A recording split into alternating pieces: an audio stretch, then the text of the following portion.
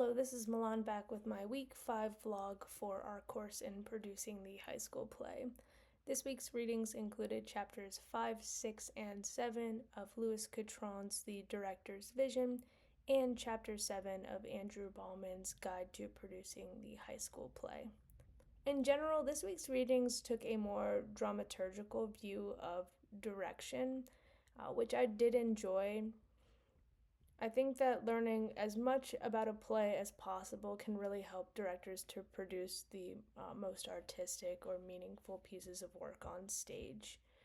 Chapter 5 of Catron's Director's Vision urges directors to learn about a play's characters, what their motives are, the function of the character, and the evolution of the character.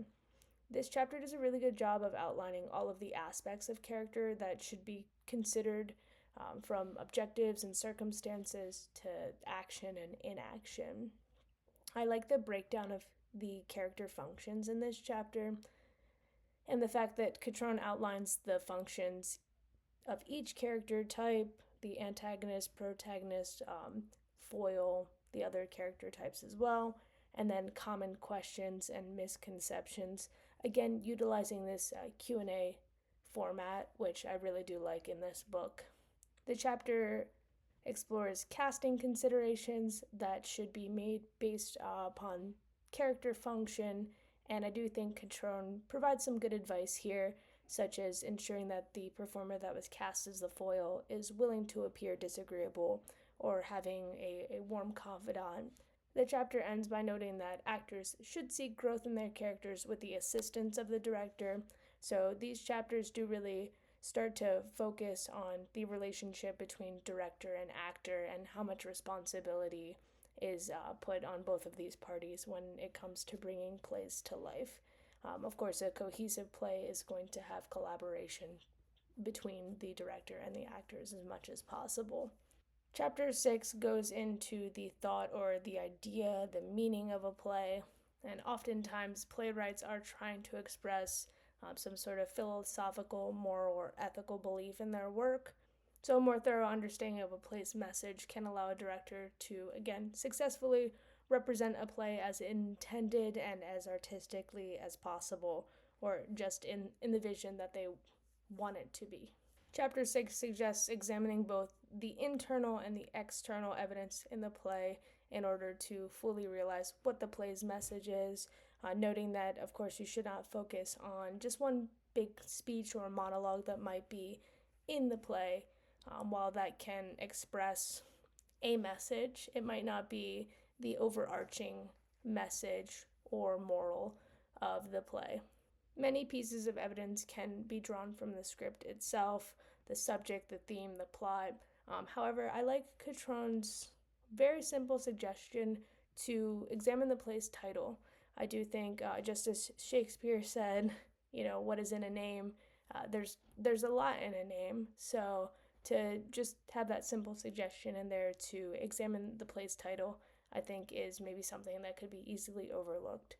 Overall, I do think that a play's message can be fleshed out by examining the script and the internal evidence. However, if a lot of the time examining external evidence can allow a production to be taken to the next level. So those are things like the playwright's entire body of work, their influences, critiques on the piece, and things like that. In reality, for high school productions, I don't think that there's always time to go into the more dramaturgical aspects of the productions that you're putting on. For example, I had the privilege of going to the Broadway teacher workshop last summer, and I got to actually see the Gatsby dramaturgy packet that was put together by Marie Seidel for the production of Gatsby that's currently running on Broadway. David Ratura was really showing us this very extensive, I believe it was like 75 slide dramaturgy packet that was provided to everybody on the production.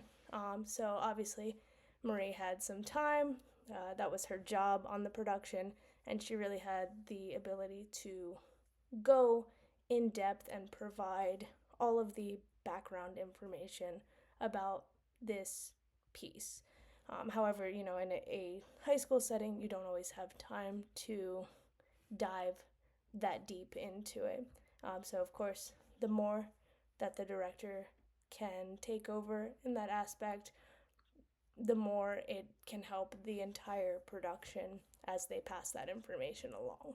In Chapter 7, Catron highlights diction and how it can help to distinguish characters, bring them to life, and enrich the understanding of a play's meaning. Diction can also help to activate an audience's imagination and create rhythm throughout the play.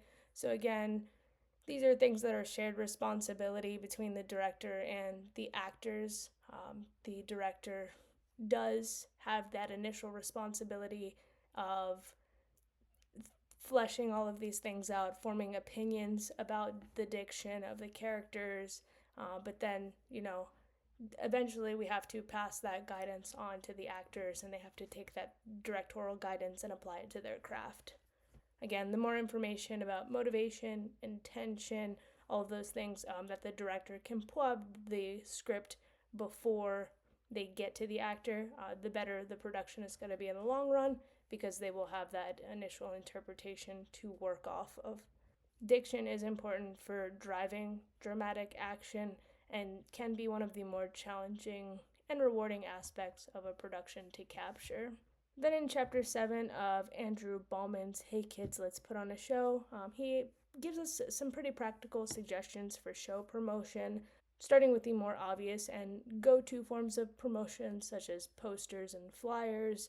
I do like Baughman's suggestion to have the cast come together, or the troupe, the cast and the crew, everyone come together to put posters up maybe on a Saturday.